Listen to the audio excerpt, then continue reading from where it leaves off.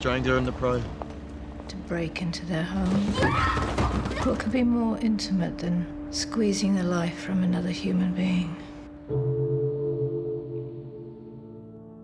We started development on The Fall about 2.5 years ago, working with Alan, and he had a great idea about two hunters.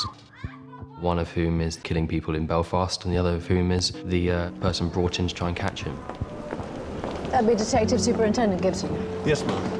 And that would be me. From the very off, Gillian is someone that Al had always thought would be fantastic to get for this part, and we talked to her quite early on, and luckily she came back as positive as we hoped she would be. Welcome to Belfast. I play a character called Stella Gibson. The local investigative officers are having trouble finding any clues, catching anybody, narrowing down who the killer is, and so she's been brought in to do a review of the investigation. I've done 28-day reviews before, sir. Not here, you haven't. Things are different here. That's how it begins, and then she ends up staying longer because it's determined that the case is actually more complicated and may involve a serial killer. We have decided that the 3 murders are linked, and we are seeking one individual for these crimes. When I first read the script, I had a real strong sense of who she was and the kind of world that she lives in. The best aspect for me is getting an opportunity to work on a script this good. Alas, the time of the most despicable man is coming. Behold, I show you the last man. And this is the first time in a very long time that that no matter what, you know, whether it's in the punctuation or in, you know, the beats of the scenes, that everything is on the page. Make me SIO. I have the rank, I have the experience, I'm here, and I could be made available. The difference between me and any of these investigative characters is that I'm actually a ditz. You start with what you know, you present the facts that you have at your disposal, and you take it from there. I've got a horrible memory, so I think I would be a terrible investigator. Being able to watch a monitor when you have Gillian Anderson responding to a moment that 2 or 3 years ago I read on a script that Al sent through to me, and it was quite a special moment. What was harder was to find our Spectre. We had such a clear character in mind, and there was no one in our heads who could quite achieve the balance of the intensity that we needed and the warmth that we also needed. Yes, Ma. Actors came in to read for the part, but we didn't feel like we were quite finding our Spectre. We then got Jamie in, and it was a revelation. He's an incredibly talented actor. He blew us away and confirmed all our hopes that he was our Spectre. We looked at a lot of different new talents, so we tried to find not your usual suspect to play the killer, but to find a young and bright person to do that. And I think Jamie delivers a performance nobody would think a serial killer would give to the audience. I'm sorry, I'm not following. I'm sorry, I'm not following. You taking this seriously? Are you taking this seriously? I don't understand. Then let me explain. I play Paul Spector, who is quite an interesting character to play in that, you know, there's 2 very distinctive sides to him. What seems like a pretty conventional family existence. He's got a wife and 2 young kids. He's got a good job as a bereavement counsellor, so on paper everything looks pretty set and pretty normal.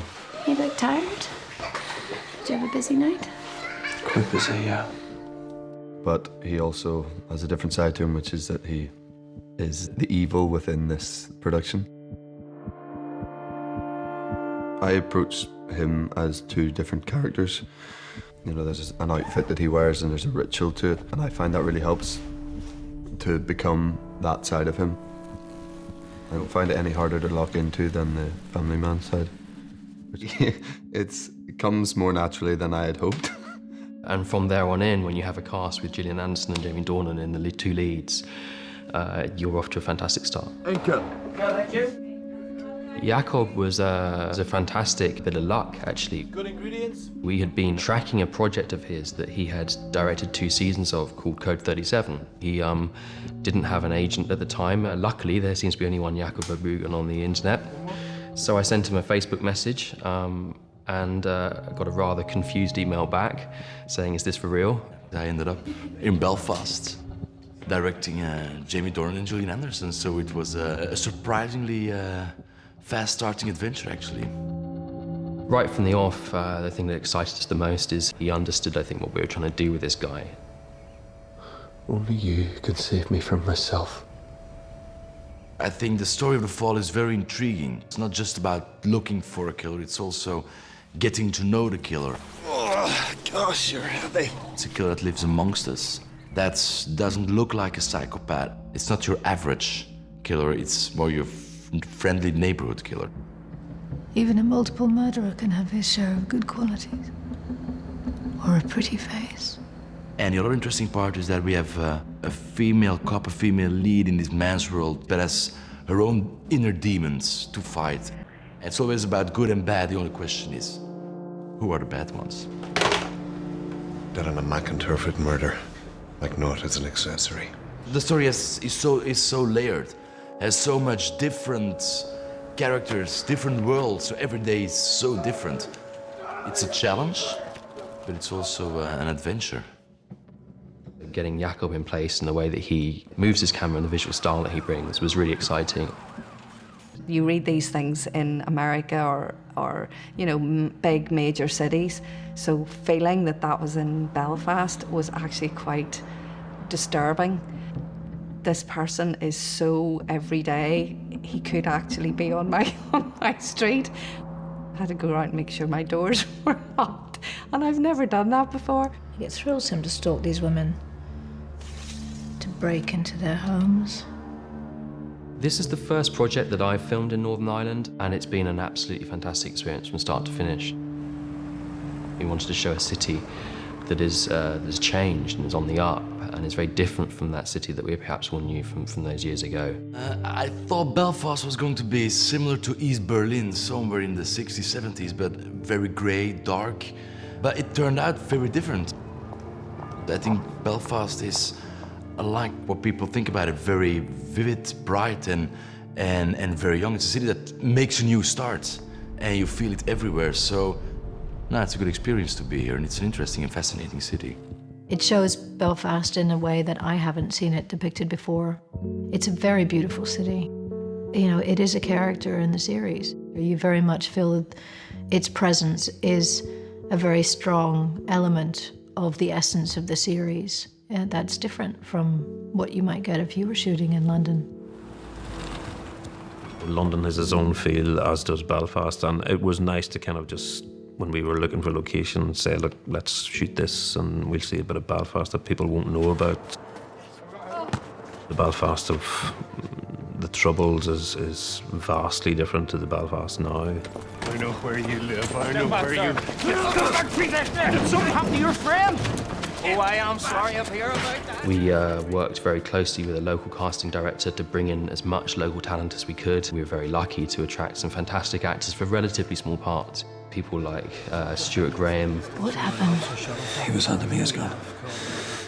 Ben Peel, Laura Donnelly, lying with contact lenses in her eyes that made her blind for 2 hours at a time. It hopefully brings a quality level throughout the piece. Working with John Lynch has been fabulous.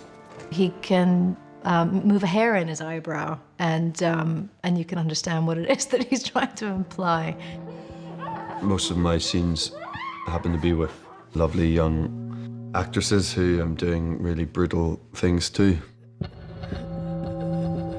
I apologise at the start of the day for everything that we do today. But they've all been fantastic with the whole thing, because it's not an easy thing to subject yourself to. I've been amazed at how they've handled it, and weirdly, they've given it an ease. And those days that we've had to do that stuff haven't been as harrowing as they are on the page. Local crew is fantastic. It's a hard-working crew, a crew we needed for this project. Second place, here we go.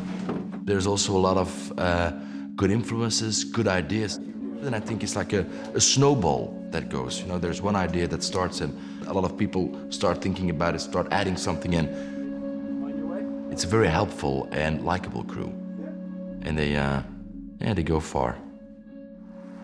They are being able to show this city from the contemporary setting has excited all of them, and I think that's rubbed off on the work that they've done and the extra work they've wanted to do for this production.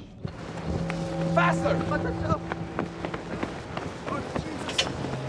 When I've seen our crew be filming at the top of a quarry when a blizzard has moved in and hail is coming down at 45 degrees, and there's just a great attitude of wanting to get the shot.